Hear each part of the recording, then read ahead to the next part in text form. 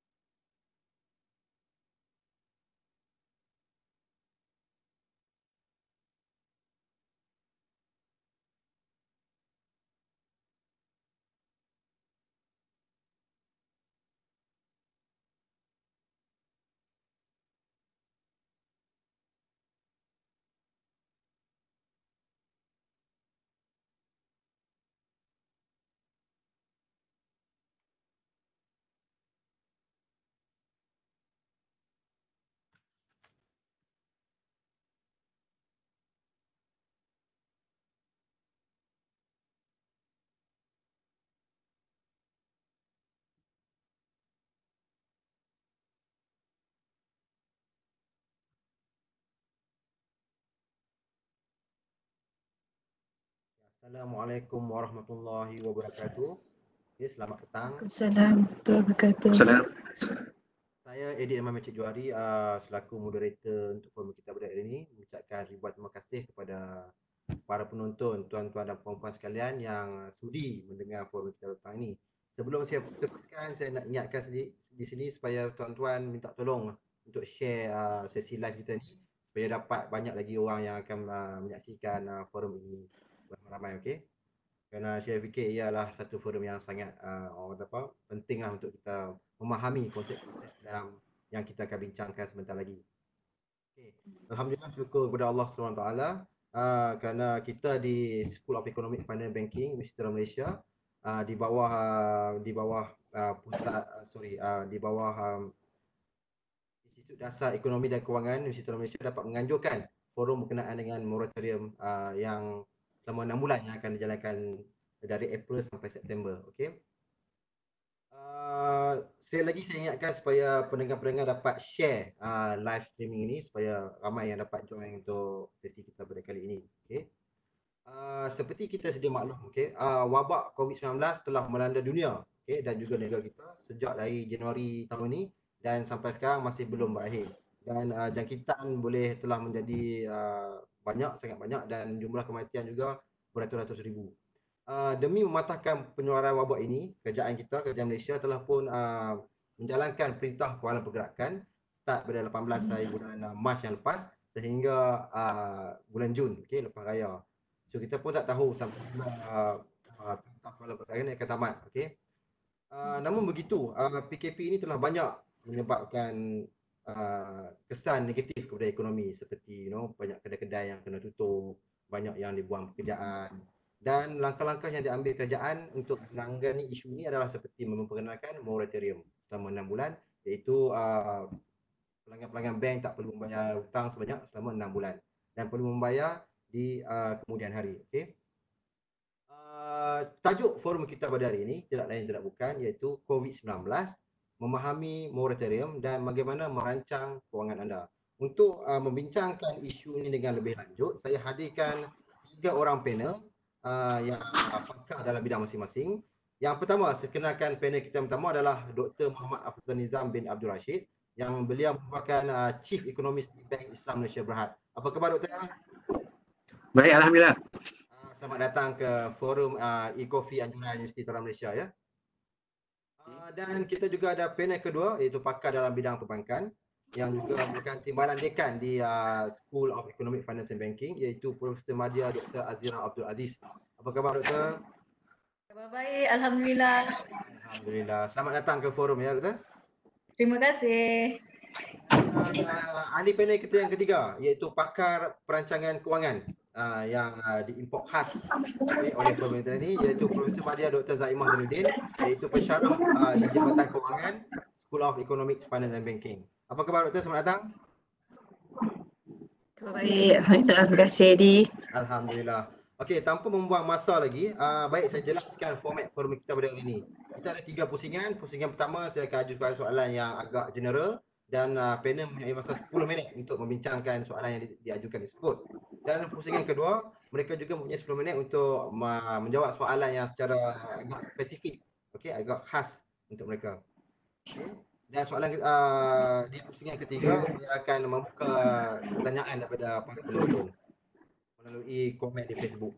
So, suka saya ingatkan di sini, siapa-siapa yang mempunyai soalan boleh komen di ruangan Facebook tersebut supaya saya dapat baca dan saya dapat ajukan kepada ahli panel kita ini.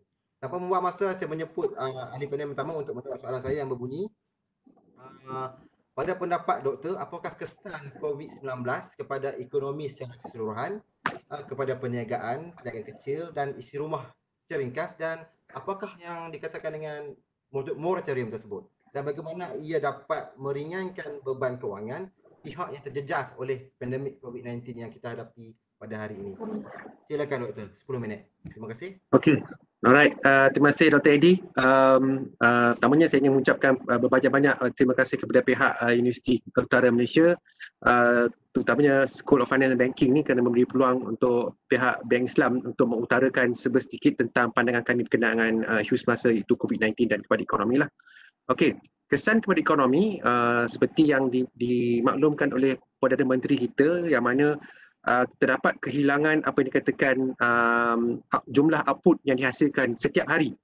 Berdasarkan apa yang diumumkan oleh pihak Perdana Menteri adalah 2.4 bilion ringgit berlakunya kehilangan output ataupun output loss untuk setiap hari lah. So maksudnya pasal bila kita mengukur kegiatan ekonomi ini, kita mengukur berapa jumlah barang dan perkhidmatan yang dikeluarkan, atau lebih tepat lagi keluaran dalam negara kasalah gross domestic product. Dan semalam pun pihak Bank Negara dan juga pihak Statistik Negara Malaysia juga telah mengumumkan pertumbuhan KDNK pada suku pertama 2020, yang mana ekonomi kita bertumbuh pada kadar yang sangat perlahan, iaitu 0.7%. Maksudnya jumlah barangan yang dihasilkan pada ketika PKP lah terutamanya bermula pada 18 Mac yang lalu, berlakunya kehilangan pendapatan ataupun kehilangan output, dan kesan rantaiannya adalah kepada pihak peniaga, mereka kehilangan pendapatan atau kehilangan hasil, kutipan hasil untuk waktu jualan. Dan bagi para pekerja pula, bagi perniagaan-perniagaan yang terjejas seperti sektor tourism, sektor airlines dan sebagainya, mereka terpaksa sama ada menerima pemotongan gaji ataupun melalui proses pemberhentian pekerjaan lah. Jadi kesan terhadap COVID-19 ni sangat besar. Dan pihak kerajaan pula terpaksa memikirkan dua keutamaan yang terpaksa mereka fikirkan dalam pada masa yang sama, iaitu keutamaan nombor satu adalah kesihatan. Keutamaan kedua adalah ekonomi. Jadi apabila langkah PKP diperkenalkan, maksudnya pada ketika itu dan juga pada kita sekarang jugalah, keutamaan kerajaan adalah kesihatan. Maksudnya memastikan penularan wabak tu dapat dikawal dan kita dapat apa dikatakan meratakan keluk jangkitan COVID-19 tu tadi. Itu keutamaannya. Jadi bila dah berlaku PKP, PKP 1, PKP 2, PKP 3 dan sekarang ni dah kita beralih ke PKPB pula. Bila PKPB tu dah ada sedikit longgar sikit. Jadi kesan pada ekonomi itu dijangka akan lebih kurang sikit lah. Tadi pun sebentar tadi pihak Bank Negara Malaysia mengadakan apa dikatakan analyst briefing bersama ahli-ahli ekonomi. Mereka menyatakan bahawa kalau sebelum ini kadar operasi ataupun kadar kapasiti ekonomi yang berlaku sebelum ini pada ketika PKP ada sekitar 45% saja. Maksudnya lagi balance 55% tu tak bergerak. Jadi bila PKPB ni ada sedikit peningkatan antara 55% ke 65%. So perlahan-lahan ekonomi tu mula bergerak. Jadi bila ekonomi tu dah mula bergerak, bagi peniaga adalah kemasukan pendapatan hasil. Bila dah dapat pendapatan, maka terdapatnya permintaan pekerjaan lah. Tapi buat masa ini kesannya sangat masalahnya ekonomi ni, datanya ni tu lagging, lambat. Contoh, suku pertama tahun 2020 antara bulan Januari sehingga bulan Mac, tetapi keputusannya, resultnya hanya kita dapat lihat semalam, iaitu 13 Mei.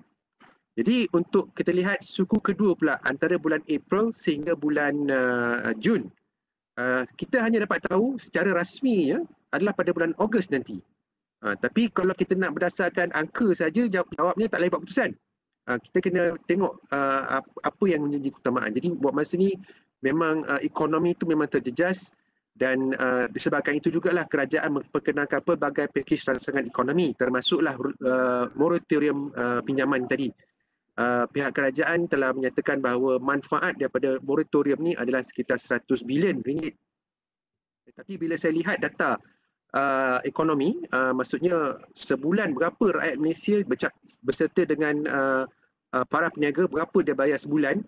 Kalau bulan Januari dalam sekitar 109 bilion jumlah total loans repayment.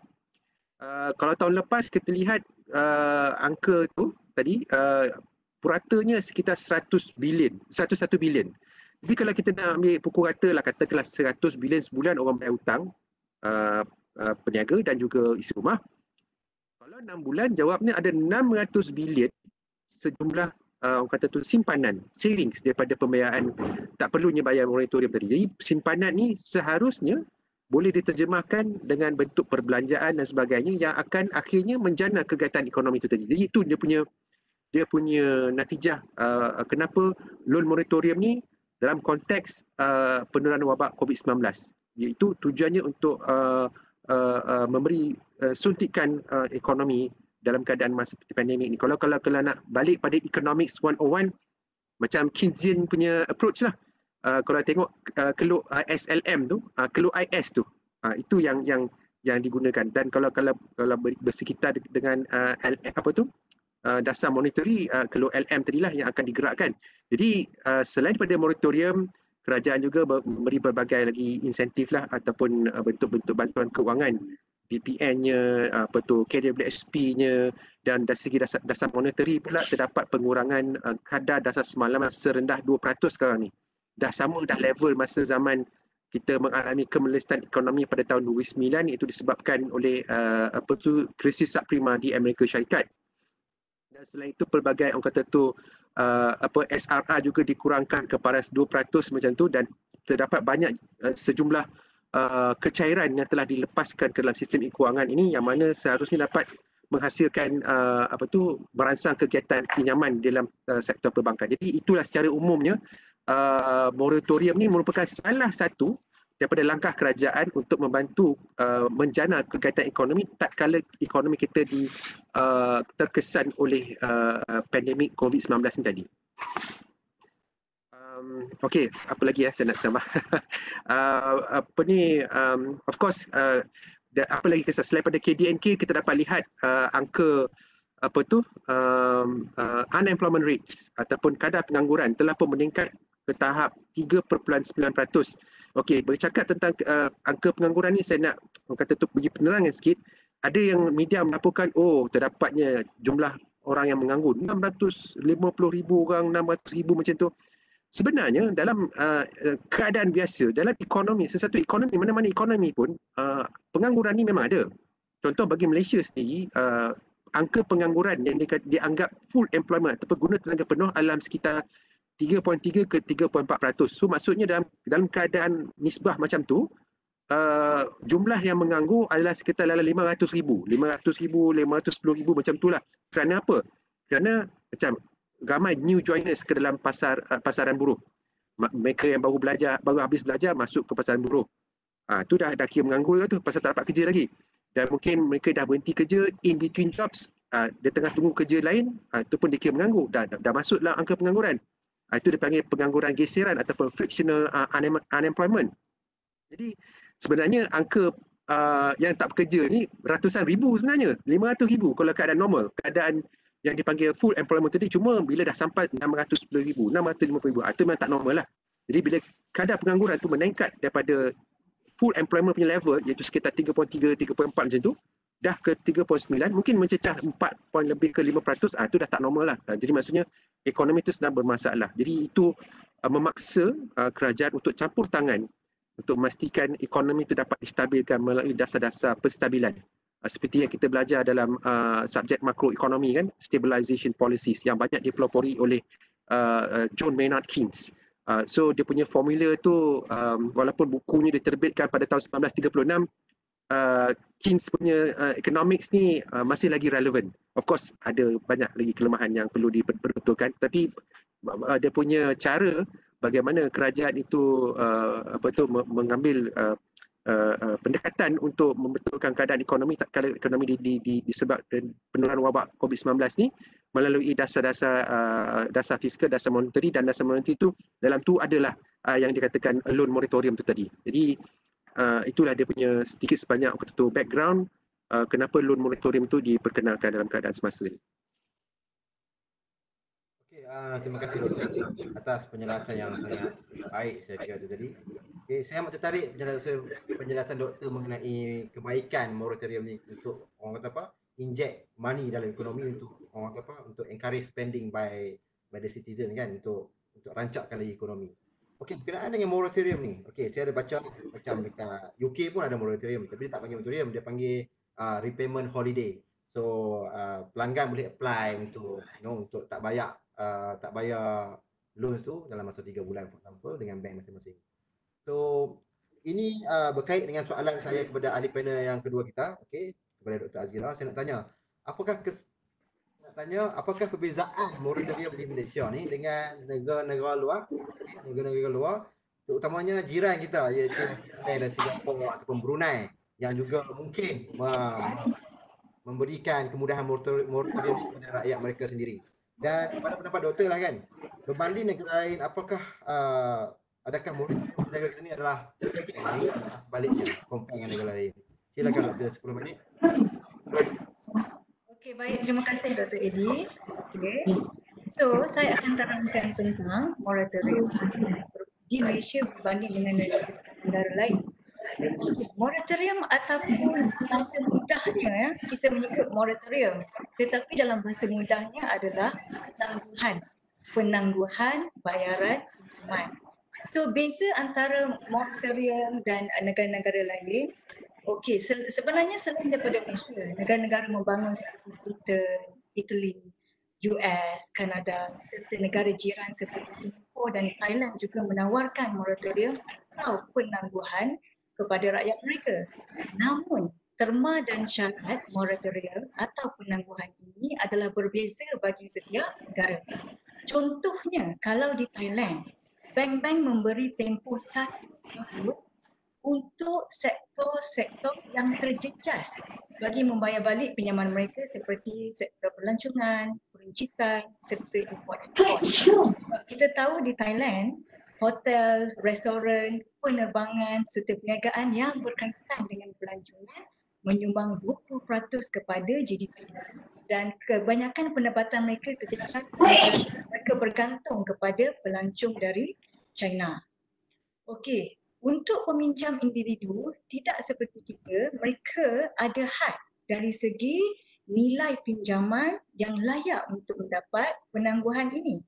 Ya, keutamaan diberikan kepada mereka yang kehilangan pekerjaan. Sebagai contohnya, kalau di Thailand, ya, untuk pinjaman kereta, kalau ingin mengambil moratorium ataupun kalau ingin menangguh pinjaman motosikal mestilah tidak melebihi Thai baht 35,000 bersamaan dengan RM4,725 Malaysia. Kalau pinjaman kenderaan pula, mestilah nilai pinjaman itu tidak melebihi 250,000 Thai baht ataupun 33,750. Berbeza dengan Malaysia yang memberikan moratorium ini kepada semua pinjaman tidak kira nilai pinjaman tersebut. Ya. Namun di Thailand, penangguhan dia ada dua cara. Sama ada penangguhan selama 3 bulan untuk sewa beli ini untuk kedua pokok dan faedah, manakala kalau hanya ingin menangguhkan pembayaran pokok, diberi tempoh lagi lama iaitu selama 6 bulan. Okey, kalau pinjaman rumah pula di Thailand dihadkan untuk nilai pinjaman yang 3 juta Thai baht bersamaan dengan lebih kurang 400,000 Malaysia.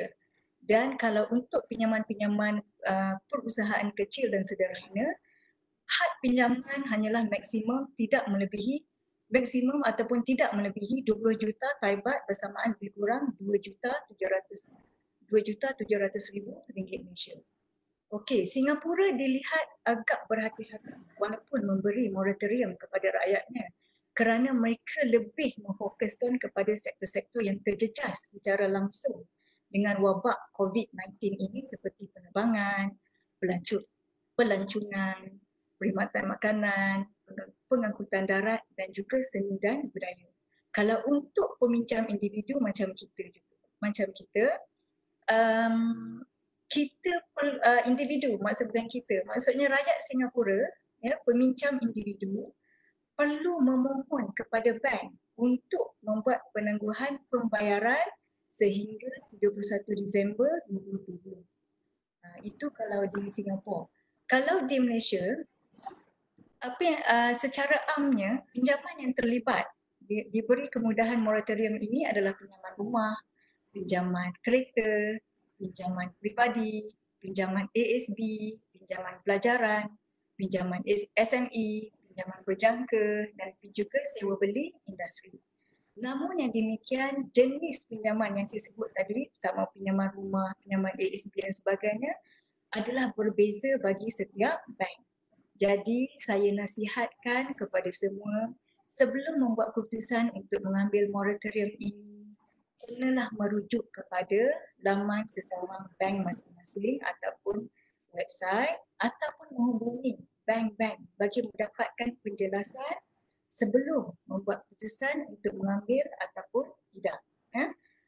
Jadi kalau tadi Dr. Eddie kata adakah moratorium kita ini lebih baik ataupun sebaliknya, saya tidak boleh membandingkan keadaan kita dengan negara-negara yang lain kerana ia bergantung kepada keadaan ekonomi sesebuah negara. Namun apa yang dapat saya simpulkan, kerajaan Malaysia agak bermurah hati dengan memberi moratorium ini kepada semua, tidak kira yang terjejas maupun tidak.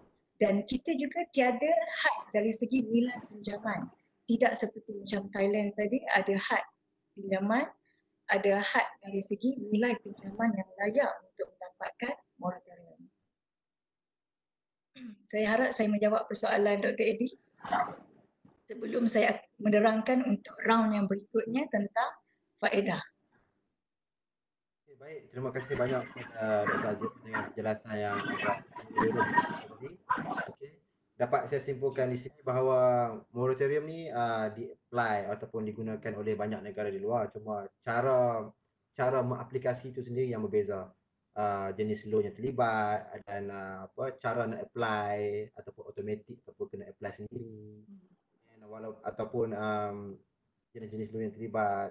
Okay. So okey, saya nak tanya ahli panel yang ketiga pula. Okey, berkenaan moratorium di Malaysia ni. Okey, pada pendapat Dr. Zaimah, siapakah golongan sasaran yang perlu memanfaatkan kemudahan moratorium ini dan bagaimana ia dapat membantu golongan terserat ini dari segi kelangsungan hidup di masa mengalami kesukaran hidup masa COVID ni kan. Adakah golongan yang tidak terjejak juga perlu mengambil kemudahan moratorium ini ataupun just say no to bank? Okay, means apply to bank that I'm going to continue with the payment. Sila, Doktor. Terima kasih. Okey, terima kasih Dr. Eddie. Tentang moratorium ni, kita ada choice untuk ambil atau tak. Tetapi kalau kita fikirkan secara teorinya ada 4 actually golongan individu yang kita rasa sebenarnya diorang ni better lah ambil moratorium ni, ambil faedah daripada moratorium ni. Golongan pertama, individu yang tak ada fixed income, tak ada pendapatan tetap. So diorang punya gaji adalah gaji harian dan mungkin pekerja-pekerja kontrak dan juga yang individu yang tak pasti mungkin next month ke diorang tak ada kerja dah, tak pasti tentang masa depan kerjaya diorang. Okay, so golongan-golongan ini ataupun individu-individu ini sepatutnya it's better for them untuk ambil lah faedah moratorium ni. Itu golongan pertama yang tak ada fixed income dan tak pasti tentang dia punya career, kerjaya. Golongan ataupun individu-individu yang kedua pula adalah yang tak ada aliran tunai positif, negatif ataupun hampir negatif. Yang tiap-tiap bulan mungkin ada 300 saja, 400, 500 je kan, nak teruskan for a month tu. So individu-individu ini ataupun golongan ini patut ambil benda ini, patut memilih faedah moratorium ni for the 6 month ini untuk holiday, tak payah bayar hutang untuk 6 bulan ni. So golongan ketiga pula, golongan yang saya rasa ramai actually, tiada tabungan kecemasan, emergency fund. Sebab di kajian Bank Negara Malaysia pun 75% rakyat Malaysia hanya ada 1,000 saja. 1,000 saja simpanan kecemasan, 75%. Sedangkan mengikut teori, kita semua ni kena ada tabungan kecemasan sebanyak 3 hingga 6 bulan kali gaji. Bagi contoh katalah gaji 5,000. So kalau saya ambil 6 bulan lah senang 5,000, you kena ada 6 kali 5,000 tu adalah 30,000. Kalau you ada 30,000 tabung kecemasan ni, it's okay. You tak payah ambil. Tapi kalau tak ada, it's better untuk anda ambil faedah daripada moratorium ini. Itu golongan ketiga. Golongan keempat, individu yang sepatutnya boleh memilih untuk ambil moratorium ini adalah golongan ataupun individu yang tidak mempunyai perlindungan pendapatan dan juga perubatan. Very simple word, tak ada insurans. Insurans di sini kita bukan kata insurans daripada majikan, insurans daripada kita sendiri, persendirian. Sebab kalau you ambil majikan punya, you tak kerja, you dah tak ada dah protection. So jika kita tak ada protection of our income, because kalau apa-apa jadi sakit dan keadaan sekarang ni, so kita tak ada tu, it's better golongan-golongan ini yang tak ada insurans ni, tak ada coverage untuk dia punya income, untuk ambil faedah moratorium tanpa perlu membayar pinjaman sehingga September 30 ni. So ada kesimpulannya, tak ada spesifik golongan macam nak kata B40 saja layak ataupun M40 atau T20. Ini bergantung kepada keperluan kita sendiri tahu kemampuan dan kedudukan kewangan kita. Nobody can make a judgement on that. You tak boleh kata you M40 kenapa you nak ambil juga. Mungkin orang tu ada defisit, kita tak tahu So tak ada spesifik golongan. Hanya kalau anda berada di antara empat ciri ini, adalah dinasihatkan anda ambil lah faedah moratorium itu. Saja. Terima kasih. Jelas itu tadi. Saya tertarik dengan golongan yang ketiga tu, yang kena ada simpanan sebanyak 6 bulan gaji tu. So saya rasa itu sangat banyak lah kalau 6 bulan gaji tu. Kalau gaji 5,000 dah 30,000 kita kena ada kan. So saya tak rasa majoriti kita rakyat Malaysia ni mempunyai simpanan sebanyak itulah.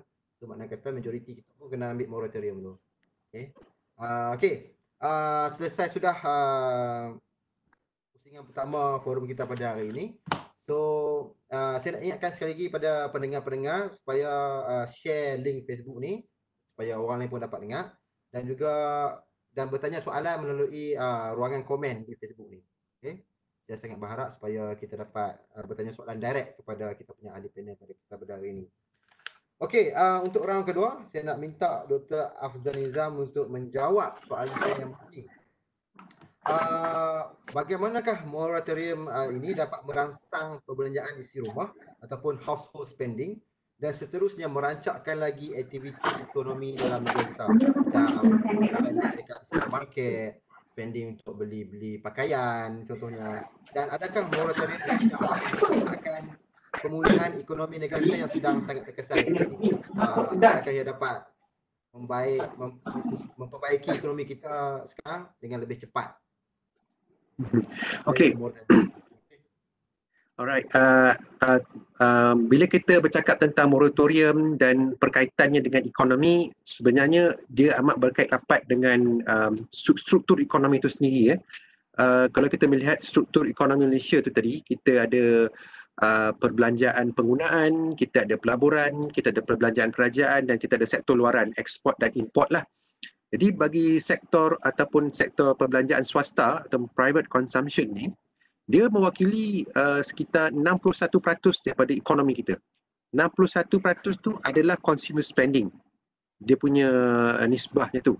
Jadi satu saya rasa kenapa dasar itu direncana sedemikian rupa kerana ekonomi negara ni banyak dipengaruhi oleh trend perbelanjaan pengguna. Sekiranya trend perbelanjaan pengguna itu katakanlah kerajaan tak berbuat apa-apa, hanya orang kata tu berdiam diri saja, mereka jawabnya ekonomi kita akan terus menurun dalam kadar yang begitu cepat sekali lah. Disebabkan itulah berbagai ransangan yang disasarkan terutamanya bagi perbelanjaan swasta tadi itu. Selain daripada moratorium, kita ada pemotongan caruman KWSP daripada daripada 11% ke 7%, satu penurunan yang begitu besar lah. Itu pun seharusnya membantu dalam meningkatkan apa dikatakan pendapatan boleh guna. Dan sama jugalah konsepnya dalam loan moratorium ni atau penangguhan pembayaran hutang ni, kerana wujud berlaku orang kata tu simpanan lah bagi mereka yang mempunyai pembiayaan dengan institusi perbankan. Kalau dulu katakanlah contoh sebulan kita bayar duit kereta RM1,000, katakanlah kereta 500, rumah 1,000 katakan, 1,500 sebulan kita dapat jimat untuk tempoh 6 bulan ni dah lebih kurang dah banyaklah dia punya simpanan tu, yang mana simpanan ni bolehlah digunakan untuk berbelanja. Okey. Sebelum tu selain daripada struktur ekonomi, kita tengok tabiat ataupun gelagat pengguna di masyarakat Malaysia ni.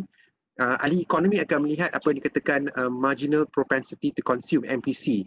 Kat Malaysia ni antara yang tertinggi, maksudnya kecenderungan untuk berbelanja tu tinggi, dalam sekitar 0.53 macam tu. Maksudnya bagi setiap ringgit kenaikan pendapatan akan menghasilkan 53 sen perbelanjaan. Jadi sangat signifikan consumer spending. Jadi sebab itulah banyak dia punya dasar tu dirangka dalam keadaan semasa ni untuk memastikan perbelanjaan terus berlaku. Jadi terdapat saya rasa mungkinlah bila kata berbelanja lah ni untuk ekonomi ni, tu selalu orang cakap macam tu kan. Terdapat misconception sebenarnya. Sebenarnya bila kita kata berbelanja tu bukan berbelanja sembrono. Kita perlu orang kata tu lihat balik apa keperluan kita, apa keutamaan kita. Tadi saya suka dengan poin Dr. Zaimah tadi sebut apakah golongan-golongan yang patut mengambil peluang moratorium ni. Dan saya suka juga poin kita tak boleh nak label seseorang tu dia M40, D40. Sebenarnya sangat subjektif benda ni. Jadi orang kata tu tepuk dada punya selera. Jadi berbalik kepada tentang moratorium dan sumbangannya kepada consumer spending sangat signifikan. Dan seperti saya katakan tadi, misconception tadi tu perlu ditangani jugalah. Bukan maksudnya ada extra 1,500 sebulan ni, just spend it all the way. That's wrong. Of course, dari sudut ekonomi, macam mana kita kira GDP tadi tu, it helps, membantu. Membantu akan meningkatkan pertumbuhan ekonomi tu. Tapi soalnya, adakah keputusan tu satu keputusan yang optimal bagi seorang individu ataupun keputusan suboptimal? Itu kena tanya diri sendiri balik. Jadi dalam hal ni saya nampak mungkin tadi Dr. Zaman, saya suka dengan point Dr. Zaman tadi sebut kata berapa nak simpan apa semua tu. Mungkin perkara macam tu lah perlu difikirkan. Okey, dah dapat extra duit ni, tak perlu bayar 6 bulan, berapa nak set aside apa semua tu. Tapi bagi saya pula, selain pada tu, simpanan untuk kecemasan sebagainya, perlu fikirkan bagaimana kita nak ambil kesempatan ni untuk menambahkan kekayaan. Maksudnya melabur lah. Kerana banyak saya tengok sekarang ni platform-platform yang telah disediakan oleh pihak perbankan. Maksudnya macam contoh pihak Bank Islam ni melalui anak syarikat kami telah melancarkan apps yang dinamakan BEST. Yang mana apps ni boleh membantu para pelabur untuk melabur dalam link amanah yang ditadbir oleh anak syarikat kami lah, BIMB Investment. So dalam tu ada lebih kurang 6 ke 5 funds yang kita boleh invest. So apps tu pula ada dua. Satu, kita boleh melabur ikut kita punya naluri kita, ataupun kita melabur ikut kita punya financial goals, matlamat keuangan. Jadi kita boleh ikut. Jadi maksudnya ada banyak dah sekarang ni. Kalau tak nak invest dalam BEST pun ada banyak saya dengar. Invest dalam Wahid lah, dia punya apps tu kan. Jadi maksudnya kita kena ambil peluang bagaimana nak memperkayakan diri sendiri melalui wang tambahan selama 6 bulan ni. Jadi bila kita kata memang nak bantu ekonomi, memang signifikan dari segi struktur ekonomi, saya sebutkan tadi consumer spending 61%, MPC pun antara yang tertinggi. Kalau kita belanja akan meningkatkan GDP, tapi kalau GDP naik, lepas tu GDP di sini tak naik pun no point juga. Jadi kena orang kata tu cakna tentang peluang yang telah diberikan oleh pihak kerajaan, dan saya rasa 6 bulan ni adalah satu tempoh masa untuk setiap individu untuk melihat semula belanjawan yang ada, apa yang perlu diperbaiki. Kalau katakanlah ada, mungkin lepas ni ahli panel lain boleh memperbaiki poin-poin saya, mungkin melihat balik struktur hutang dia balik, mungkin nak restructure ke apa ke, mana hutang-hutang yang mempunyai kadar pembiayaan yang tinggi, mungkin kita boleh bayar dulu ke dalam kadar yang besar, supaya akhirnya bila lepas 6 bulan nanti kedudukan keuangan kita sebagai individu lebih baik daripada sebelum. Jadi itulah antara perkara-perkara yang saya rasa perlu diterapkan. Walaupun kita kata moratorium ni baik untuk ekonomi kerana dia membantu consumer spending, pasal disposable income ataupun pendapatan boleh guna tu untuk tempoh 6 bulan ni memang meningkat. Tapi yang penting adalah sustainability. Kita tak nak disebabkan moratorium ni ekonomi kita melompat, tapi tahun-tahun yang akan mendatang, bulan-bulan yang mendatang, dah orang kata tu sempit pula dia punya keuangan tu, jadi tak berapa tepat lah. Jadi itulah yang saya boleh terangkan. Okay, baik. Terima kasih Dr. Nizam di atas penjelasan yang sangat baik itu. Okay. Saya pun rasa macam tu sebab moratorium ni dia untuk short term kan, untuk make sure Makcik Kiah dan keluarga dia tu ada makanan di atas meja. Tapi untuk long term ni mungkin Makcik Kiah boleh plan baik-baik bagaimana nak saving sikit untuk guna untuk bayar loan after moratorium ni habis, iaitu from October onwards kan. Okey, seterusnya saya ingin bertanya soalan kepada ahli panel yang ketiga, yang kedua kita, Dr. Azira, berkenaan dengan di sebalik tabir moratorium itu sendiri. Okey, soalan saya bunyi macam ni. Dari segi teori perbankan, okey, teori itu sendiri, bolehkah doktor terangkan kepada penonton-penonton apakah yang dimaksudkan dengan accrued interest ataupun faedah terakkru dalam bahasa Melayunya, dan bagaimana ia dapat dikaitkan dengan pengiraan penangguhan bayaran selama 6 bulan yang ramai duk ambil ini sekarang ni. Silakan jelas bagaimana, apakah maksud faedah terakkru tersebut. Okey, terima kasih. Okey, terima kasih Dr. Eddie. Okey, saya ingin maklumkan siap-siap, apabila saya menjawab soalan ini, saya bercakap sebagai seorang ahli akademik, pengkaji sistem perbankan. Mungkin pahit untuk ditelan, tetapi itu adalah hakikatnya. Okey, berkenaan dengan faedah terakkru yang kita menjadi isu ya di Malaysia sekarang ini, ya. Okey. Sebenarnya kenyataan media Bank Negara Malaysia pada 25 Mac, pada waktu mula-mula sekali Bank Negara Malaysia membawa keluar kenyataan mengenai moratorium atau penangguhan ini, sebenarnya kenyataan media itu sangat jelas menyatakan bahawa faedah kalau untuk conventional bank atau keuntungan untuk Islamic Bank akan terus terakkru. yakni diambil kira ke atas pembayaran balik pinjaman ataupun pembiayaan yang tertangguh itu. Jadinya konsep faedah teraku ini saya akan terangkan secara detail. Okey, apabila kita membuat pinjaman, kita sedia maklum, kita kena membayar pokok pinjaman beserta dengan faedah pinjaman. Yang itu sudah semestinya kita persetujui sewaktu kita sign agreement dengan bank. Ya? Mungkin kita hanya excited untuk mendapatkan loan, tetapi kadang-kadang bila kita sign agreement tu kita tidak sedar yang kita sebenarnya kena juga membayar faedah. Faedah itu bergantung kepada faedah semasa. Dan juga kita juga kena tahu setiap pinjaman ini mempunyai struktur faedah yang berbeza. Ada pinjaman berkadar tetap, ada pinjaman berkadar berubah. Manakala cara pengiraan pinjaman ini adalah berbeza antara pinjaman rumah dan juga pinjaman kereta. Okey, berbalik kepada kenyataan media, ramai yang teruja apabila mendapat tahu kita menangguh, bukan tidak bayar, kita menangguhkan pembayaran selama 6 bulan. Keterujaan itu mengatasi kenyataan BNM tentang faedah terakru yang akan terus dikira. Okey, sebaik saja BNM mengumumkan tentang moratorium, jari-jari kita lebih pantas untuk menyebarkan maklumat yang tidak jelas di dalam sosial media berkaitan dengan faedah terakum ini, terutama sekali pinjaman kereta. Ya?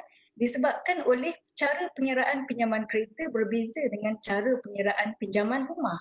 Ramai yang beranggapan bahawa pinjaman kereta tiada faedah terakum. Saya cakap fakta, ya? Ini bukan main-main. Sebenarnya pinjaman kereta juga ada faedah terakum.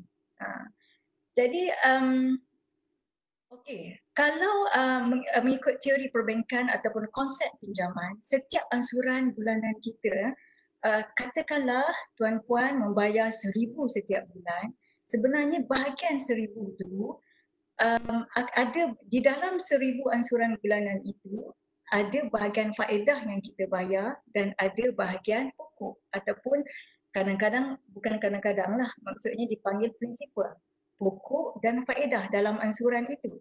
Katakanlah tuan-puan membayar ansuran bulanan sebanyak RM1,000 setiap bulan untuk membayar, tak kisahlah kereta ke rumah ke, 200 di dalam bahagian 1,000 tu 200 contohnya adalah untuk membayar faedah, sebanyak 800 untuk membayar pokok atau prinsipal. Jadi, pengiraan pembayaran balik pinjaman untuk kedua-dua loan kereta dan loan rumah ini, konsep dia kalau faedah tu maksudnya untuk tahun pertama, kedua dan ketiga, nilai faedah tu tinggi. Maksudnya macam ini, faedah dah menguncup sehinggalah kepada hujung tempoh pinjaman. Manakala prinsipal kita bayar sikit dulu pada awal pinjaman dan dia di hujung pinjaman barulah portion prinsipal tu kita bayar besar berbanding dengan faedah. Kedua-duanya sama, terpakai untuk loan rumah dan juga loan kereta. Ya? Sebab 1,000 tu pada tahun pertama mungkin 200 berkurang sikit, katakanlah 250 berkurang 249 mengikut bulan-bulan tu sehinggalah pada hujung tahun ke-9 katakanlah nilai faedah tu berkurang menjadi 2. Manakala nilai pokok tu mengembang lagi banyak berbanding faedah lah. Maksud saya cara bayaran balik tu. Yang kita terima jadual pembayaran balik daripada bank hanyalah ansuran bulanan. Okey. Apa yang dimaksudkan faedah teraku? Hakikatnya ya tuan-puan, apabila kita menangguhkan pembayaran selama 6 bulan, yes, nilai baki pinjaman kita akan stagnan, stop di situ, tetapi sebenarnya faedah 6 bulan itu tetap berjalan. Itulah dinamakan sebagai faedah teraku. Kita menangguhkan pembayaran ansuran tetapi faedah itu tetap berjalan. Katakanlah tadi nilai faedah kita 200, ya, sebab ansuran bulanan 500, 200 goes to interest, 300 goes to principal. So nilai 200 setiap bulan selama 6 bulan itu berapa? 6 kali 12? 200 kalikan dengan 6 sebanyak 1,200. Itulah yang dinamakan sebagai faedah terakru. Apa yang dimaksudkan dengan terakru? Terakru adalah faedah terkumpul yang kita tangguh, yang kita tak bayar lagi.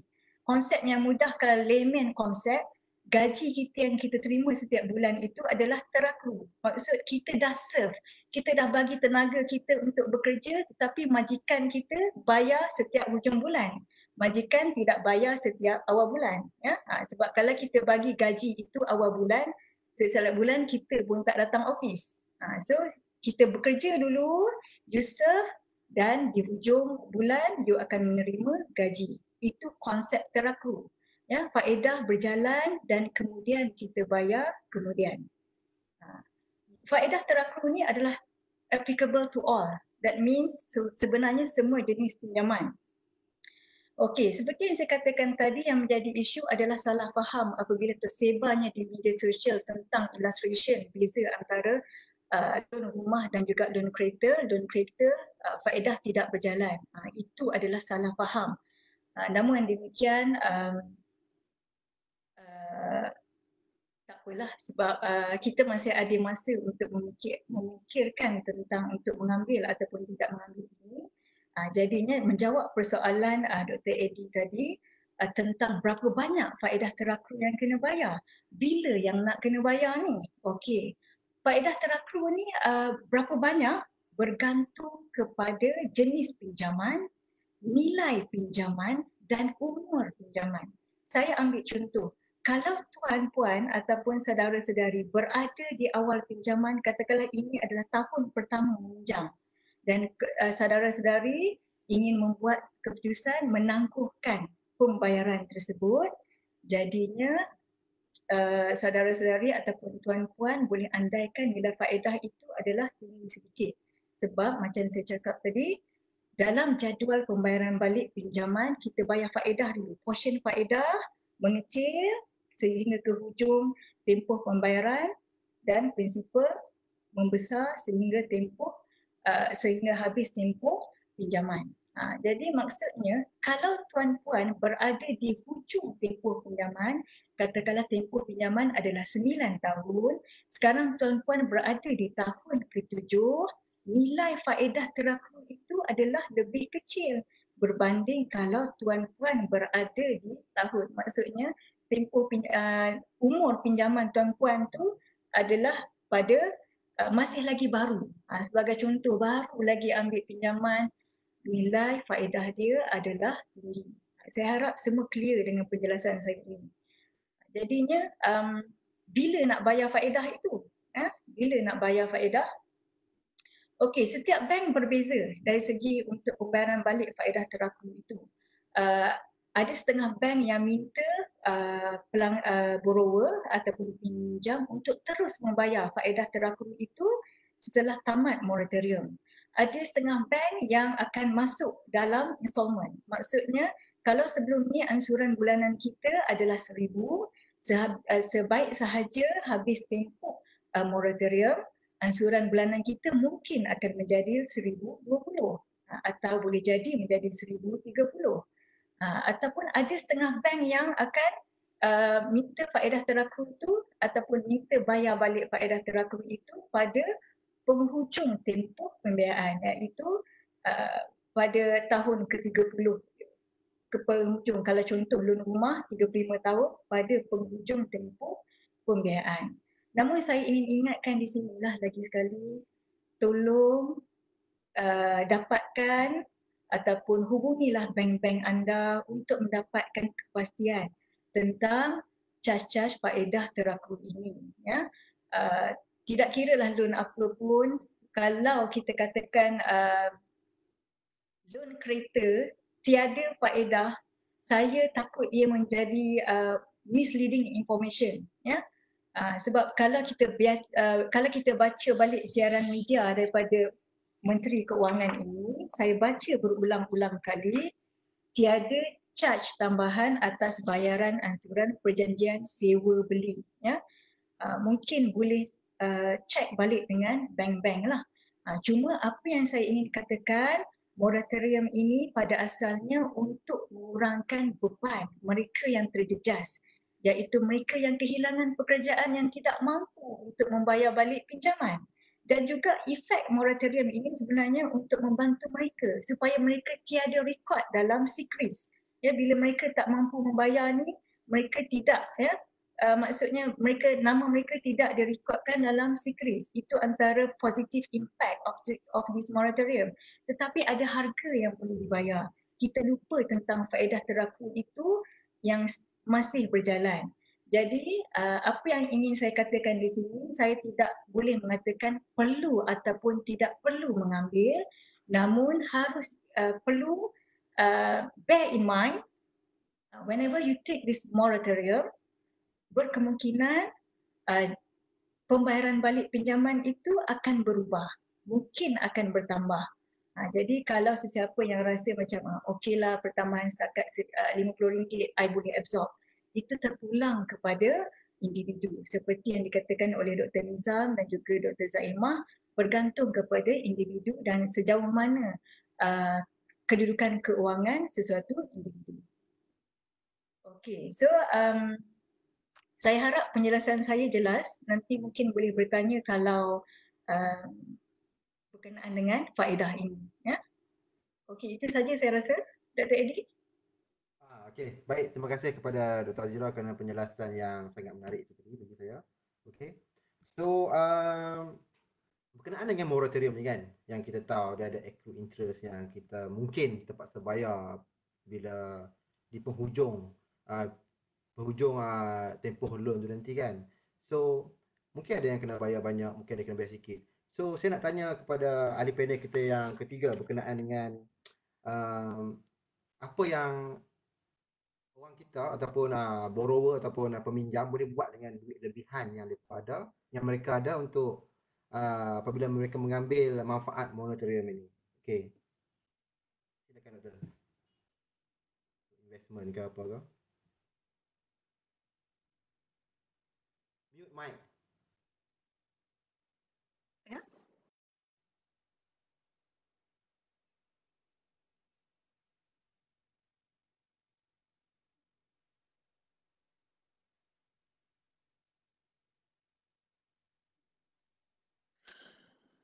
Okey.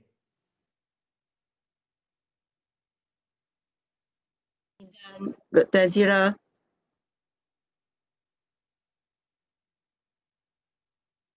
Okay.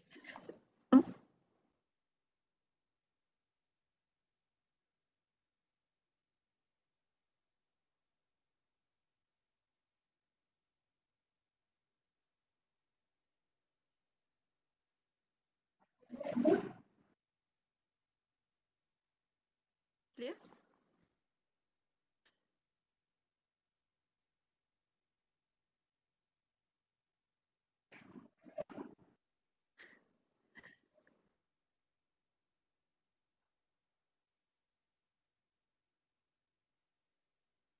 Zaimah tak dengar lah. Tolong mute mic. Atau unmute mic. Kejap.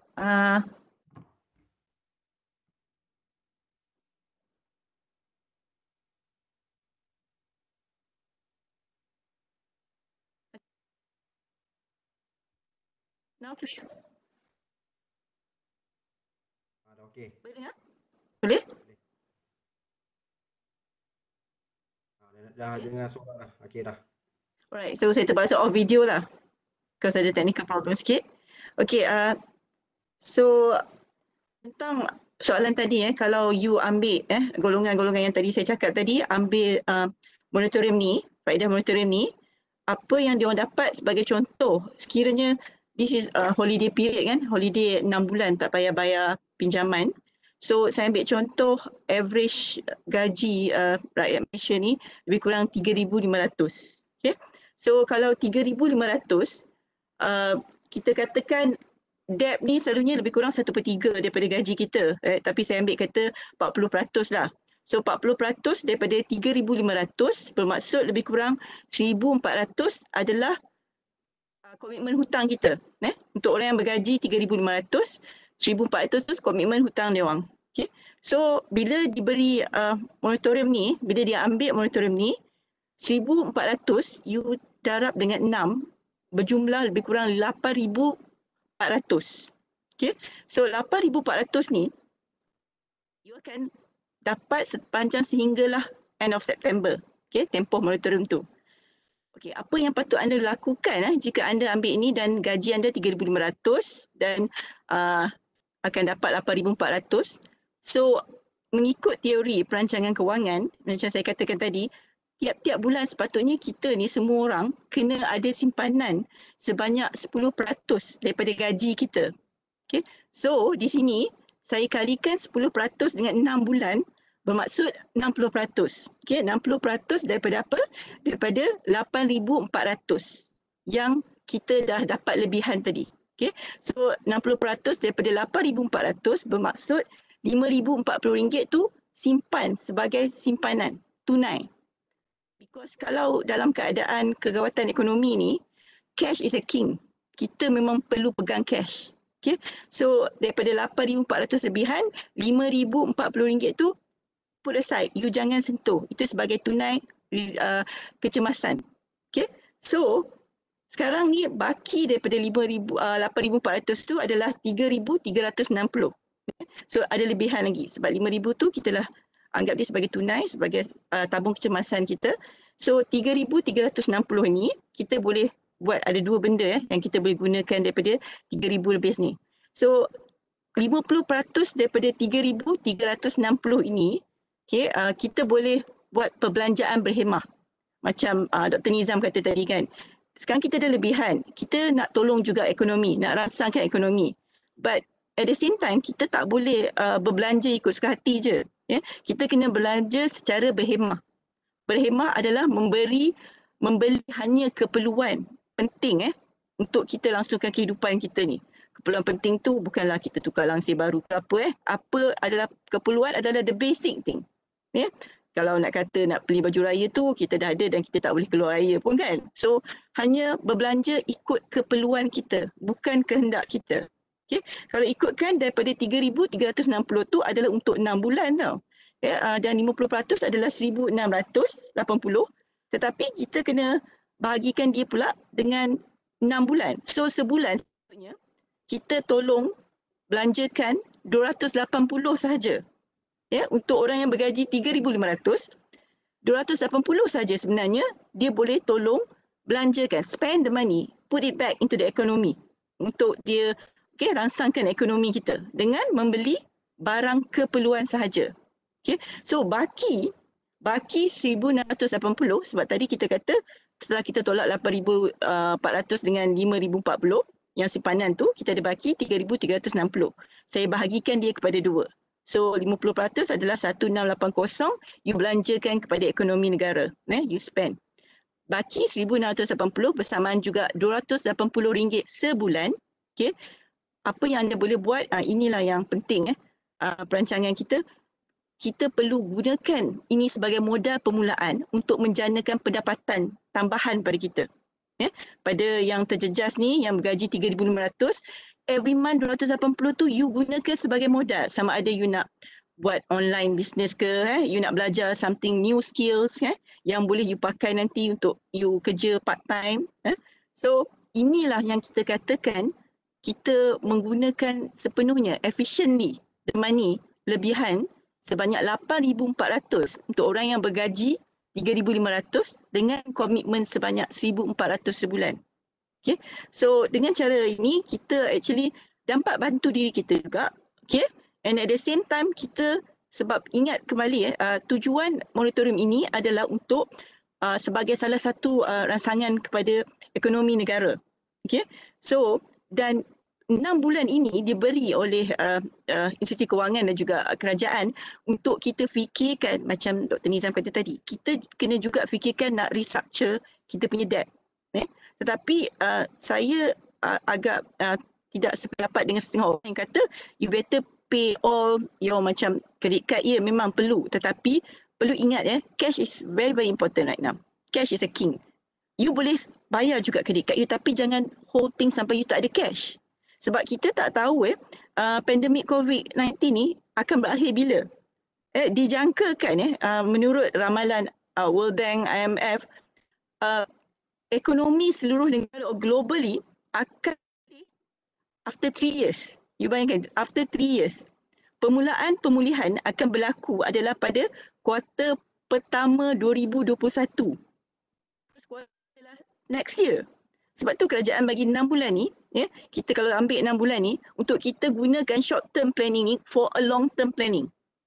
You gunakan benda ni untuk you sustain another, sebab kita tak tahu, it's very uncertain. Tiap-tiap 2 minggu akan ada satu perubahan baru, kita dengar ya kerajaan akan buat something ya.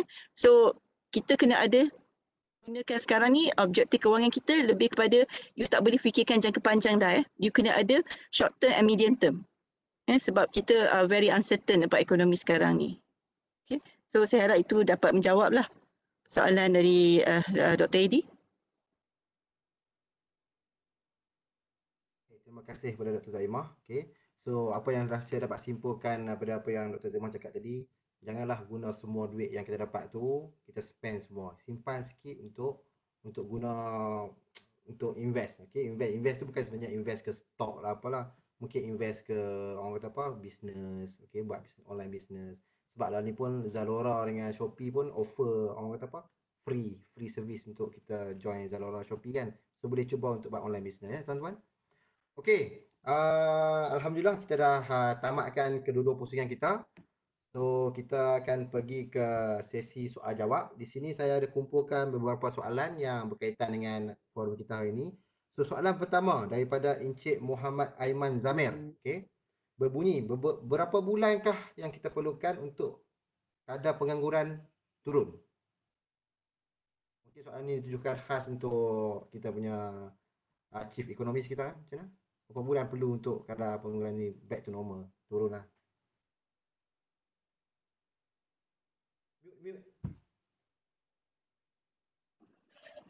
Okay, alright. Berapakah masa yang diperlukan untuk mengurangkan kadar pengangguran ni? Ini amat bergantung kepada berapa cepat ekonomi itu dibuka semula. The reopening of the economy itu tadi. Buat masa ini, apa yang kita dapat lihat, PKPB telah dilaksanakan. Kita dapat tengok kes terbaru COVID-19 pun untuk peringkat di Malaysia ni dalam jajaran yang terkawal. Kemudian beberapa industri telah dibenarkan untuk beroperasi semula. So kalau katakanlah trend demikian berterusan, saya menjangkakan dalam sekitar suku tahun keempat tahun ni berlaku kata tu pemulihan ekonomi lah. Sekiranya apa yang kita cakap tadi tu, saya cakap tadi tu bergerak seperti yang kita rancangkan. Kerana untuk tempoh yang terdekat ni memang teruk lah. Tadi bila kita sebut tentang prestasi ekonomi pada suku pertama 2020, ekonomi bertumbuh pada kadar 0.7%. Kadar pengangguran untuk bulan Mac dah melonjak ke paras 3.9% dan dijangka akan terus melonjak melebihi 4% pada suku kedua dan mungkin juga suku ketiga lah. So tempoh bulan 4 ni, bulan April sampailah ke bulan September nanti, saya jangkakan prestasi ekonomi itu sangat-sangat lemah. Kerana itulah pihak Bank Negara Malaysia menjangkakan pertumbuhan ekonomi negara tahun ni jajaran dia sekitar negatif 2% hingga positif 0.5%. Maksudnya Bank Negara pun dah menjangkakan berlakunya kemelesetan ekonomi. Dan kadar pengangguran pun jaga mungkin mencecah 4%. Tapi saya sebut tadi kan, kadar pengangguran yang dianggap full employment sekitar 3.3, 3.4. Jadi untuk kembali ke paras 3.4 tu dia ambil masa, amat bergantung kepada prestasi ekonomi. Jadi secara mudahnya base case nak jawab soalan tadi tu, mungkin seawal suku keempat lah baru kita nampak ekonomi tu mula mencatatkan pemulihan. Okey, terima kasih Dr.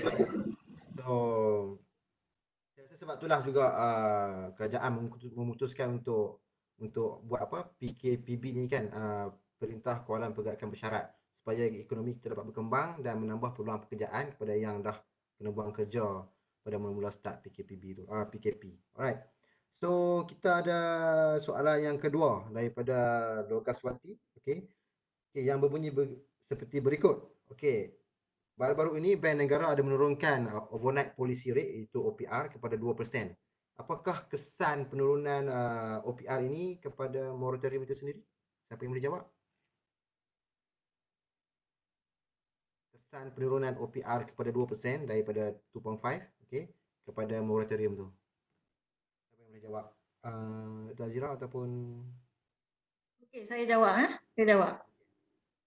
Okey, so kesan penurunan overnight policy rate 2%, dia akan memberi kesan kalau dalam konteks pinjaman, dia akan memberi kesan kepada pinjaman kadar berubah.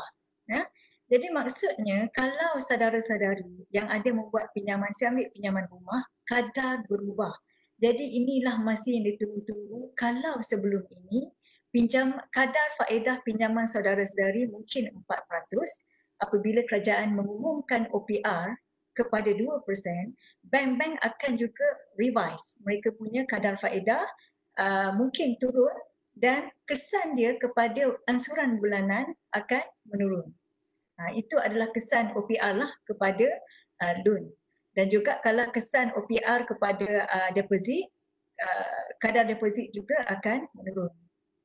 Jadi ini mungkin satu berita gembira kepada mereka-mereka yang membuat pinjaman dengan kadar berubah, kerana bank-bank akan revise, akan buat semula pembayaran balik mengikut kadar faedah yang terkini, yang mana lebih rendah berbanding kadar faedah sebelumnya. Saya harap saya menjawab soalan Lokaswati. Terima kasih Dr. Azira. Saya pun berharap penerangan tadi dapat menjelaskan lagi kerunsingan yang ada pada Lokaswati. Okey. So soalan seterusnya, saya tertarik dengan soalan daripada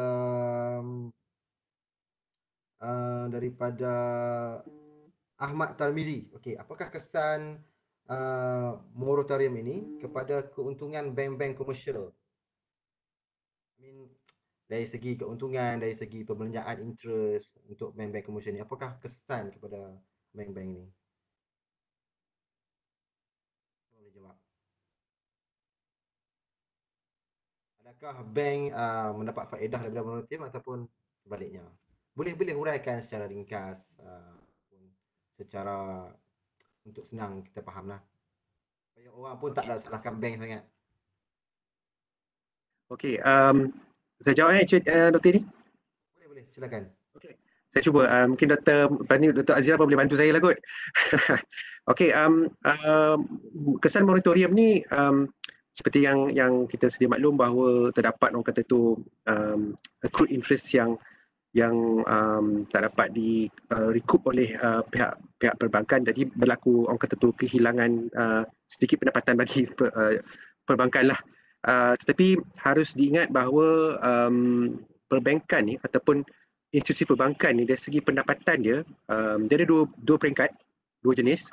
Satu dipanggil, kalau bank konvensional dipanggil net interest income. Maksudnya interest income tolak dengan interest expense, so dapat net interest income. Itu pendapatan utama lah. So kalau tadi tu kalau berlaku moratorium, lepas tu accrued interest tak boleh nak dapat apa semua tu, dia kan adjust kat bahagian yang tu lah. Kedua pendapatan perbankan, itu konvensional. Kalau perbankan kita panggil non-fund based income. Fund based income. So net fund based income adalah perbezaan antara itulah yang dua tadi tu. Okey, yang kedua pula dipanggil non-interest income. Itu untuk konvensional, tapi kalau untuk bank Islam, perbankan Islam, kita panggil non-fund based income. So maksudnya dalam non-fund based income ni ada fee base, ada ataupun fee lah, dan kemudian ada orang kata tu keuntungan dalam pelaburan security, marketable securities. So maksudnya dalam keadaan sekarang tadi disebut tentang penurunan kadar OPR, kadar semalaman kan. So kebaikannya kepada para peminjam, bayar murah lah. Tapi dari sudut pasaran modal ataupun pasaran bond, penurunan kadar faedah ni ataupun OPR ni akan menyebabkan harga-harga bond di pasaran bond akan meningkat, kerana hubungan antara kadar faedah dan harga adalah berhubung songsang, inversely related. So dalam hal ini, dalam masa OPR diturunkan ni, bond yield, contoh saya boleh kata macam MGS yield, Malaysian Government Securities Yield, telah pun turun dengan banyak. Jadi pelaburan dalam MGS yield tu akan harganya akan meningkat, dan peningkatan ni sekiranya bank itu tadi menjual pegangannya, dia akan menghasilkan keuntungan yang direalisasikan, realized gains. So realized gain ni tadi dapatlah menampung orang kata tu kehilangan pendapatan hasil daripada moratorium. Itu dari segi net interest income dengan non interest income ataupun fund based income dan non fund based income. Ketiga pula kita melihat dari segi efficiencies lah kecekapan bank itu sendiri, dari segi mentadbir dia punya cost overhead dan sebagainya, dan buat masa ini kita ada pelaksanaan ekonomi digital dan sebagainya akan menyebabkan orang kata tu berlaku banyak penyimatan dalam kos operasi itu tadi. Jadi itu pun dapat membantu dalam meningkatkan keuntungan bank secara keseluruhan. So maksudnya strategi itu tak adalah satu je. Kalau moratorium tu terkena, sebenarnya bank ada banyak lagi dia punya tools dia untuk menghadapi situasi yang sukar ni.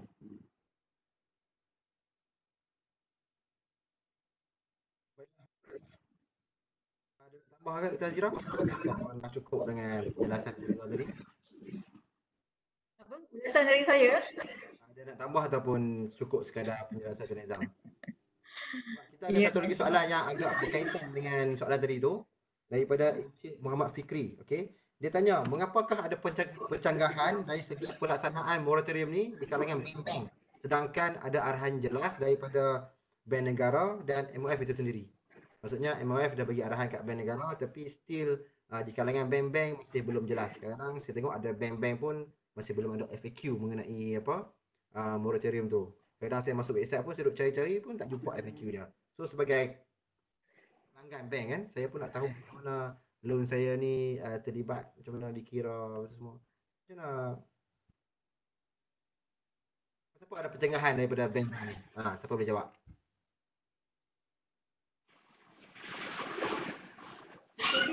Tadi tanya dia perbezaan di antara bank-bank. Okey, kalau kita lihat kan, masih ada pencegahan dari segi pelaksanaan moratorium ni di kalangan bank-bank.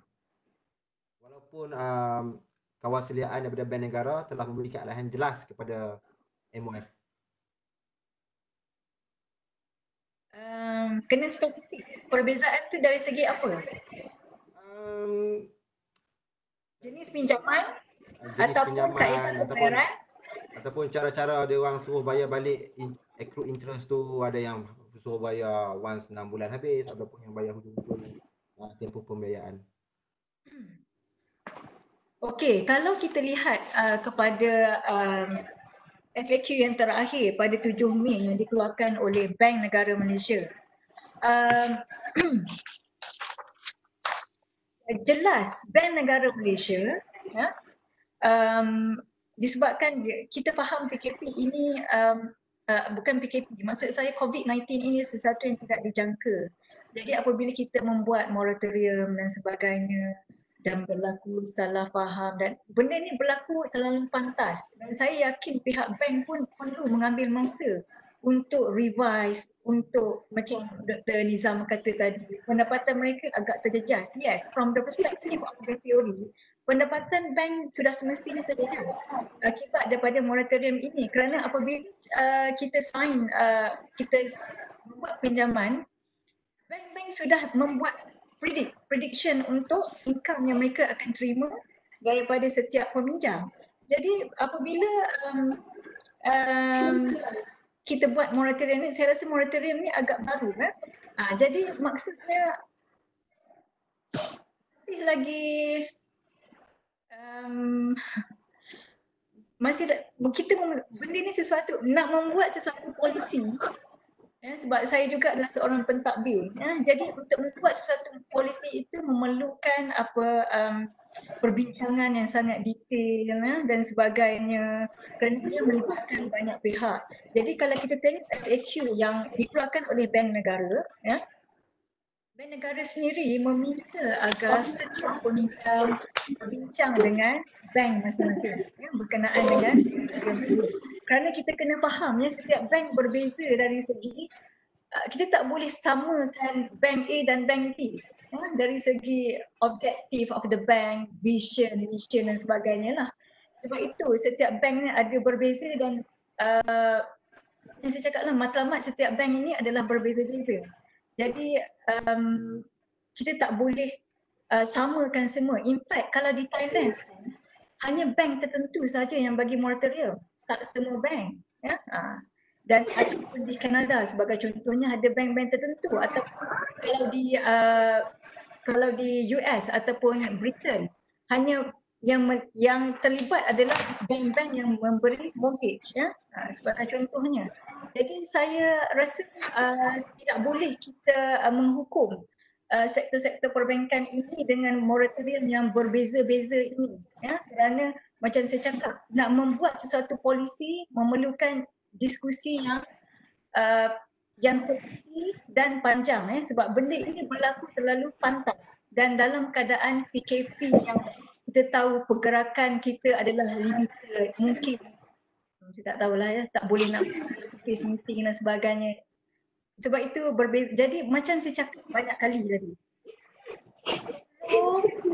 berjumpa ataupun menghubungi, kalau tak boleh berjumpa, menghubungi bank masing-masing berkenaan dengan faedah terlaku, berkenaan dengan jadual barang balik, berkenaan dengan bila nak kena bayar dan sebagainya, kerana setiap bank adalah berbeza. Dan in fact, kalau kita lihat pernyataan daripada kita punya Menteri Keuangan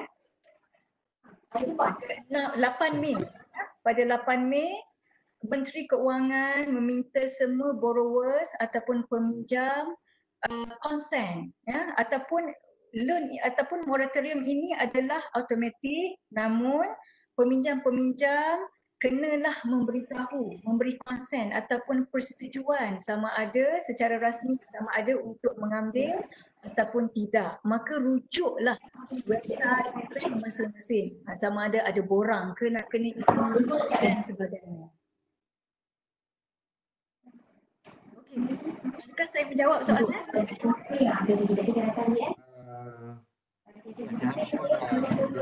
menjawab soalan yang diajukan oleh tuan punya penanya tu. Okey, soalan seterusnya saya dapat daripada Faisal Mustafa berkenaan dengan nasib bank yang kena orang kata apa, forgone dia punya accrued interest tu kan. So dia punya soalan kat sini, adakah ia memberi kesan kepada polisi kewangan bank pada tahun ini?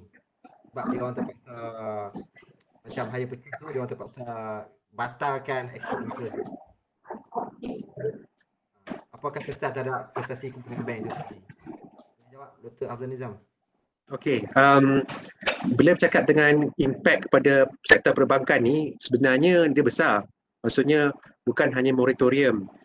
Pertamanya tadi disebut penurunan kadar dasar semalaman kan. Bila kadar dasar semalaman diturunkan, memang impak kepada bank sangat besar sebenarnya. Kerana apa? Kerana bagi pinjaman yang variable rate seperti yang disebutkan oleh Dr. Azira tadi akan di-reset almost immediately.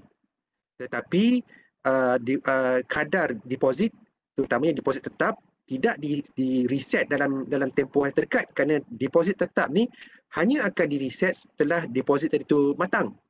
Jadi terdapat lag period yang mana bila penurunan kadar OPR tadi saya sebut net interest income tadi tu, ataupun net fund based income tadi tu, perbezaan antara interest income dan interest expense. Interest income akan turun tapi interest expense kekal. Jadi net interest margin yang dipanggil NIM akan dikecilkan, ataupun NIM compression we call it. So dalam ni terma dalam sektor perbankan lah. So NIM compression ni ataupun penurunan pengecilan NIM ni, net interest income margin ni, sangat besar impaknya pada prestasi keuangan bagi sektor perbankan. Kerana itu, bila OPR turun, perasan tak KLCI akan turun dan sebagainya, kerana dalam komposisi KLCI tadi tu, FBM KLCI, 1/3 adalah bank. Jadi pasaran saham dia dah predict dah, kalau OPR turun, prestasi bank akan terjejas, jadi berlaku correction dalam FBM KLCI itu tadi. Okey, berbalik pada yang apa tu, moratorium dan sebagainya tu, itu kesan lain pula. So memang tahun ni prestasi perbankan ni agak memang kurang memberangsangkan lah, kerana disebabkan itulah FBM KLCI tu dia punya fluctuations tu agak kerap. Dan okey, selain daripada NIM, ya, dalam keadaan ekonomi terjejas ni, asset quality ataupun non-performing loans lah juga akan meningkat. Dan true enough memang kadar NPL tu ada peningkatannya daripada tahun lepas lagi. So bila peningkatan NPL tadi tu ataupun sekarang ni kita panggil impairment ratios, nisbah impairment, bila naik, perbankan terpaksa membuat satu peruntukan ataupun dipanggil loan loss provision ataupun financing loss provision lah untuk yang perbankan Islam. Jadi provisioning ni tadi ataupun senang cerita kalau accounting terms tu saya pun tak pandai sangat, tapi macam provision of for doubtful debts lah. So peningkatan provision ni macam satu expenditure. Bila naik, maka jawabnya bottom line tadi tu, income bagi bank, profitability income bagi bank tadi akan terjejas. Jadi banyak sisi sebenarnya dalam keadaan ekonomi yang terjejas ni, perbankan akan terjejas lah. Tetapi benda ni sementara. Bila ekonomi start to pick up balik, lepas tu OPR naik balik, pasal OPR dia takkan kekal macam tu saja. Dia akan naik sejajar dengan kedudukan ekonomi semasa. Kalau ekonomi dah meningkat, OPR akan naik. Bila naik, bank pula yang akan mendapat kesan yang positif. So jawapan pendeknya memang dalam keadaan semasa tahun ni memang keuntungan bank memang terjejas lah. Baik, terima kasih jawapan yang jelas itu. Saya sangat suka jawapan tu. Memang bank akan terjejas sikit lah kan. Tapi tak apa, dia pun ada untung lah sebelum-sebelum ni. Okey, saya ada satu soalan lagi pada saudari Mina Yusof. Dia tanya, bank bagi penangguhan bayaran tu, interest kita 6 bulan tu bank charge tak? Tapi saya rasa Dr. Ajira dah jelaskan tadi. Tapi mungkin boleh jelaskan sekali lagi. Adakah bank charge 6 bulan interest tu yang ditangguhkan masa moratorium ni? Okey, dia kadang-kadang tu maksud faedah terakrut ataupun bank charge, kalau dalam keadaan kita kata ini bukan moratorium, dalam keadaan biasa apabila kita tidak membayar, fail to pay our installment, ya, katakanlah 2 bulan kita tak bayar, bank akan kenakan faedah seperti faedah overdue, faedah ataupun late payment dan sebagainya. Jadi soalan tu kena clear. Kalau dikatakan dalam tempoh 6 bulan itu, yang macam saya katakan tadi, dalam konsep pembayaran balik pinjaman, apabila kita menangguhkan pembayaran, nilai faedah dalam ansuran bulan bukan nilai. Macam saya cakap tadi, ansuran 500, 200 pergi kepada, bukanlah 200 portion yang 500 tu 200 membayar faedah, 300 membayar pokok. Jadinya apabila kita hentikan pembayaran ansuran kita, pokok terhenti, tetapi faedah yang 200 selama 6 bulan tu tetap berjalan. Cumanya sekarang ini tiada additional charges. Maksudnya kita tangguhkan moratorium itu, bank-bank sepatutnya tidak boleh mengenakan charge lewat bayar, overdue dan faedah ke atas faedah lagi yang kita lewat bayar, yang kita tangguhkan pembayaran itu. Tapi faedah terakhir ini yang 200 sebahagian daripada ansuran itulah yang kita sebenarnya dinamakan faedah terakru yang kita bertanggungjawab untuk bayar balik kepada bank. Faedah terakru itu. Sebab dia banyak nama jenis charge ni yang kita semua kena tahu. Yang saya katakan ini adalah faedah terakru yang terkandung di dalam ansuran bulanan. Ya? Saya ulangi lagi, ansuran bulanan kita mengandungi 2 bahagian. Satu bahagian faedah, satu lagi bahagian pokok. Sebab bila kita buat pinjaman, kita bersetuju untuk bayar faedah. Jadi nak bayar sekaligus tak mampu, kita bayar secara ansuran bulanan. Jadi ansuran bulanan kita mengandungi kedua elemen tu, faedah dan pokok.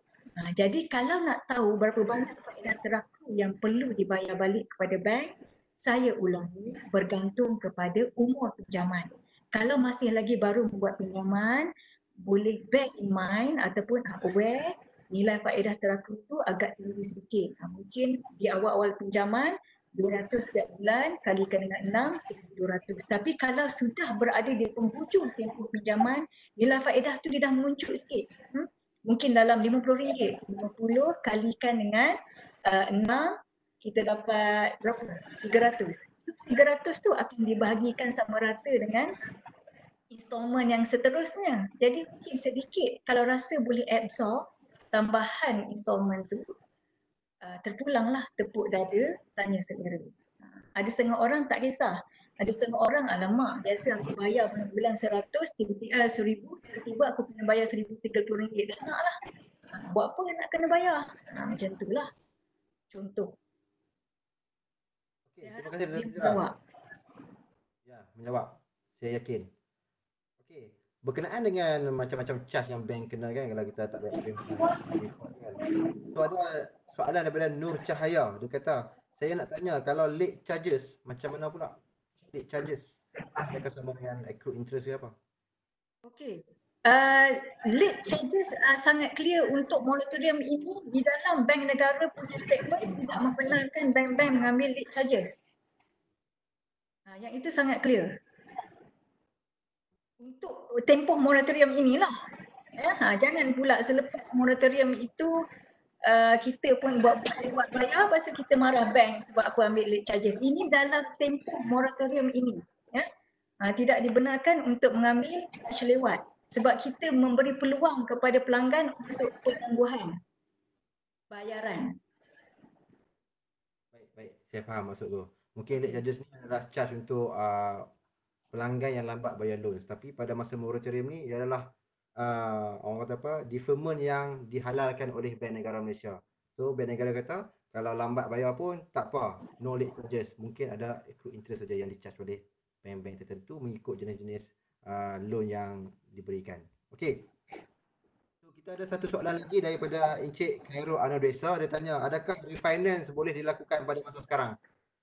Refinance tu adakah orang kata apa, kambuh loan ataupun ambil loan baru cover loan lama ataupun reschedule. Saya pun tak pasti soalan dia, tapi bolehkah antara ahli panel ni yang mana yang boleh explain tentang ni refinance dibenarkankah pada masa sekarang ni? Dr. Zaimah ke? Ya ke? Tak apalah, saya bagi kepada ni lah. Saya ni boleh cakap, dengar Boleh dengar? Boleh. Okey, kalau kita ikutkan macam saya cakap itu, saya ada tanya Tuan Nizam kan, adakah kalau setengahnya sebelum jadi COVID-19 ni, kalau kita nak restructure tu kadang-kadang takut masuk kreditos record kita sebab kita ada refinancing balik, kita restructure seolah-olah kita mengalami masalah kewangan. Tapi kalau dalam tempoh COVID-19 ni dikecualikan kalau kita restructuring. Tapi bagus juga sebagai macam kawan, kalau anda ada masalah kewangan, sebab faedah sekarang rendah macam Dr. Nizam dan Dr. Azira cakap, faedah adalah rendah. Kalau dulu 3-4 tahun lepas you pinjam loan tu agak tinggi monthly installment pun tinggi. So kalau you masih ada tempoh yang panjang, you nak restructure balik you punya debt, boleh. Better. Kalau you rasa benda ni akan meringankan beban you akan terpaksa memanjangkanlah tempoh pinjam tu. Tapi ini untuk make sure you can sustain payment setiap bulan tu tanpa gagal untuk membayarnya, sebab dah 6 bulan cuti ni, takut bulan 10 ni kan Betul Nizam tiba-tiba dia orang lupa kadang-kadang terlupa kata nak kena bayar pula so mungkin waktu tu tempoh tu kalau macam ada banyak agensi-agensi macam AKPK, even bank kan, kalau you pergi you ada masalah nak bayar, you pergi consult them. Macam Dr. Azira kata, kita ni tak perlu dengar kadang-kadang banyak sangat social media, orang-orang yang beri ulasan, tapi kita tak dapat information yang betul. So kita better pergi sendiri, pergi jumpa banker ataupun hubungi AKPK. Jangan hanya baca je, baca blogger ni kata ni, okay, yang ni kata ni, no. Okay. Kita kena tahu kemampuan diri kita sendiri, keupayaan dan kesihatan kewangan kita. Bukan saja kesihatan diri kita tau, wang tu pun kena sihat. Sebab kita, kalau kita tak ada wang, kita pun akan sakit dan stres. Masalah sosial terjadi ni, kebanyakan memang banyak research buat, masalah sosial ni, first thing is because of financial, duit. Duit ni penyebab orang stres, orang cepat marah dia masalah rumah tangga apa semualah. Okay? So sebab tu bila ada macam kata rasa tak mampu dah, perlu dapatkan pertolongan. Jangan malu setengah tu macam tak apalah, dia buat ignorance tau. For few months tu dia macam tak nak terima yang sebenarnya dia dah mengalami masalah kewangan. So better pergi cepat kalau dah bulan Oktober tu you rasa you tak mampu, pergi ke bank tak tahulah Dr. Nizam setuju ke tak untuk restructure benda tu kan.